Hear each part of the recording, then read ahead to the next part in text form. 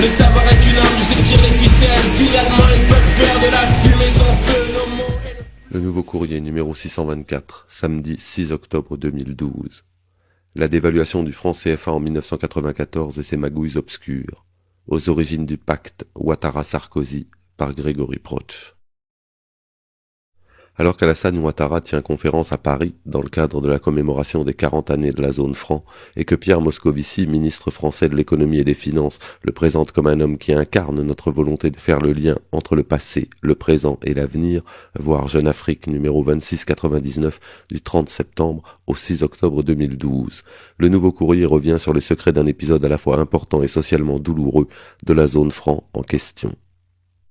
C'est un document secret d'une valeur exceptionnelle et d'une importance considérable à plus d'un titre que le Nouveau Courrier s'est procuré. Il est daté du 27 janvier 1993 et a été rédigé par le secrétariat général du gouvernement français de l'époque. Il évoque la situation économique et financière d'Afrique francophone, mais il faut le contextualiser, l'analyser, en tirer ce qu'il dit et aussi ce qu'il ne dit pas. Cela tombe bien, nous avons pu non seulement en prendre connaissance, mais également nous en faire donner les clés de compréhension par un proche du dossier que nous nommerons Gorge Profonde. Mitterrand et les socialistes ne voulaient pas de la dévaluation de 1994. Le mercredi 27 janvier 1993 se tient une réunion secrète, un conseil restreint, au secrétariat général du gouvernement présidé par François Mitterrand lui-même. Y assistent le Premier ministre Pierre Bérégovoy, le ministre d'État, ministre des Affaires étrangères Roland Dumas, parenthèse, qui connaît donc certains des protagonistes actuels de la crise ivoirienne depuis bien longtemps, le ministre de la Défense, Pierre Jox, lui-même fils d'un homme politique de premier plan, celui de l'économie et des finances, Michel Sapin, membre actuel du gouvernement français, et bien sûr le ministre en charge alors de la coopération et du développement, Marcel Debarge, éléphant du PS comme on disait alors.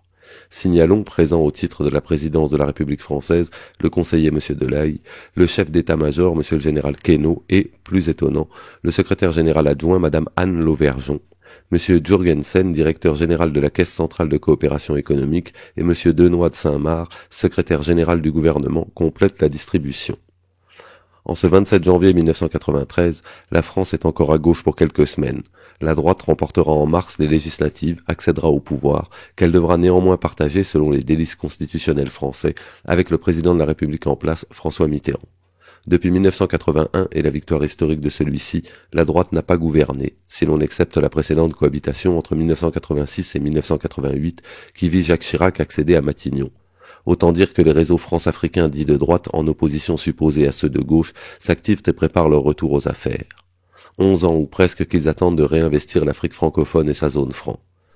Cela explique sûrement l'extrême rapidité avec laquelle, à peine réinstallée aux commandes, la droite de Balladur va mettre en place une dévaluation du franc CFA foudroyante, contre les volontés des présidents africains et de la gauche française bientôt défaite. C'est ce que prouve très clairement le document secret que le Nouveau Courrier s'est procuré.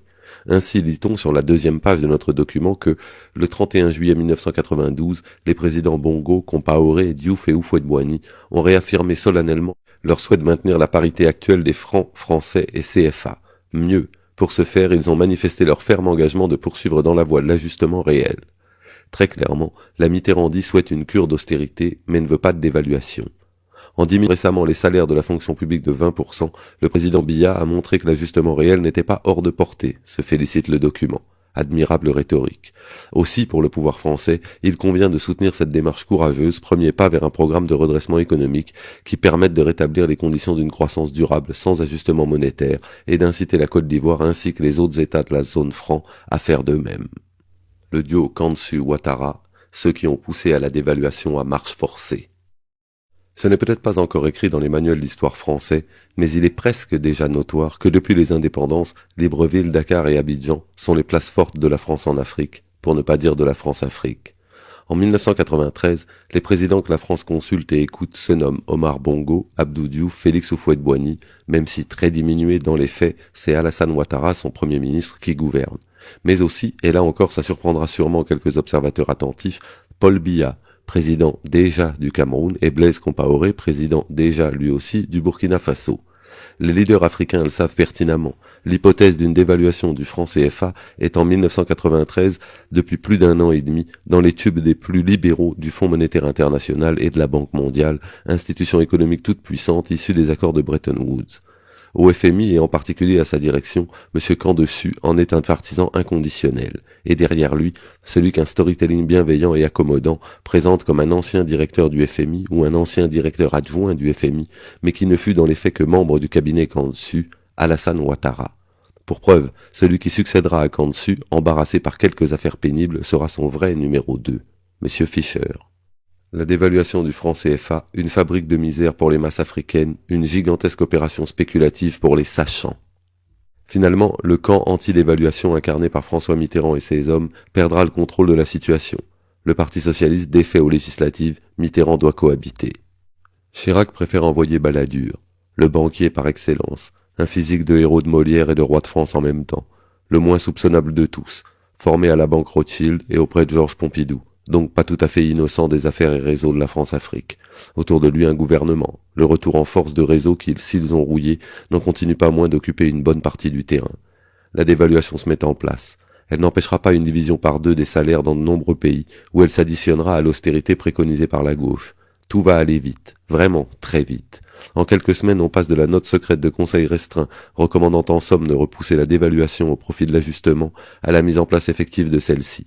La dévaluation sera une opération financière et monétaire, mais aussi une opération juteuse et assimilable à un gigantesque délit d'initié pour certains, qui savaient ce qui allait se passer pour des raisons évidentes et qui en ont bien profité.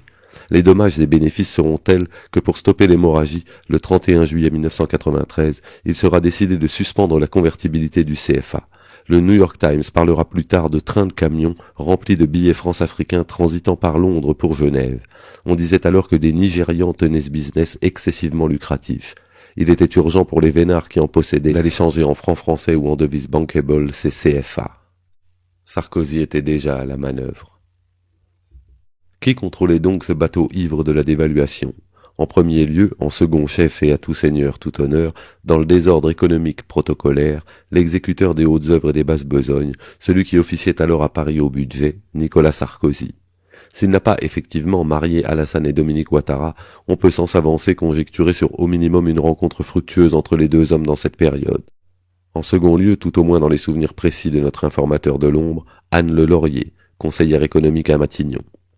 Peut-être, sinon le plus important, en tout cas le plus conséquent, l'alter ego de Nicolas Sarkozy à la coopération, le gendarme, Michel Roussin, qui sera plus tard le troisième bras de Vincent Bolloré, après avoir, parmi d'autres, payé pour un système Chirac, qui les dépassait probablement, lui et Chirac. Comme on se retrouve ? Qui est donc directeur de cabinet de Michel Roussin à l'époque et donc forcément au courant de l'ensemble des problèmes et questions liés à la dévaluation ? Dov Zera himself, celui qui sera nommé à la direction de l'Agence française de développement par Nicolas Sarkozy en 2011. Deux autres hommes se détachent incontestablement, Jean-Claude Faure et Jean-Michel Severino. Faure est à la direction du développement et reviendra en grâce en 1997. Paradoxalement, il mettra à profit la victoire de la gauche lors des calamiteuses législatives nées de l'encore plus calamiteuse dissolution due au fantasque Dominique de Villepin pour réapparaître auprès de M. Jospin. Son épouse était conseillère de Lionel Jospin. Ceci expliquerait-il cela.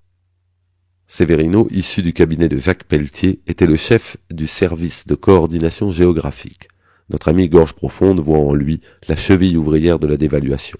Plus tard, son forfait accompli, si l'on peut dire, il sera soutenu par Jacques Chirac. La direction de la Banque mondiale, il en sera vice-président. Libéral assumé, il n'en sera pas moins encarté au PS. Ami et de l'influent Camp-Dessus et de l'influencé Ouattara. Il dirigera plus tard l'Agence française de développement. Décidément, machin à recycler les hauts fonctionnaires et les plus méritants des réseaux. Actuellement, un homme comme M. Severino, en complément d'autres activités, officie par exemple en qualité d'administrateur dans des firmes comme Danone ou Orange.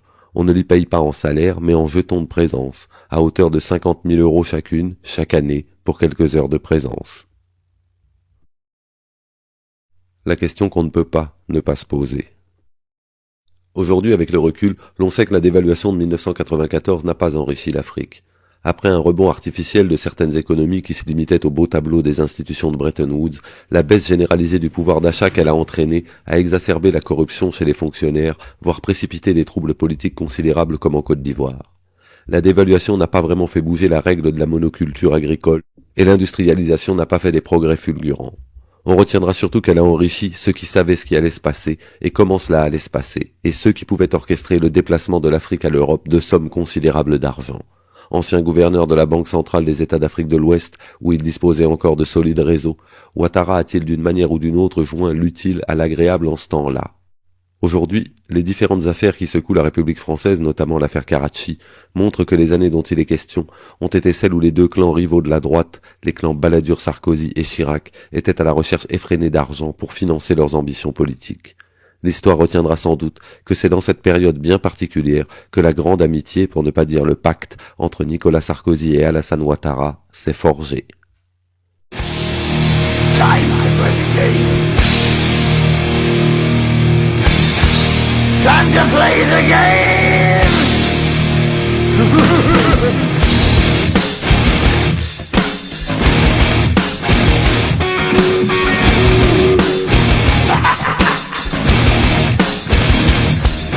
It's all about the game and how you play it. All about control. And if you can take it, all about your debt. And if you can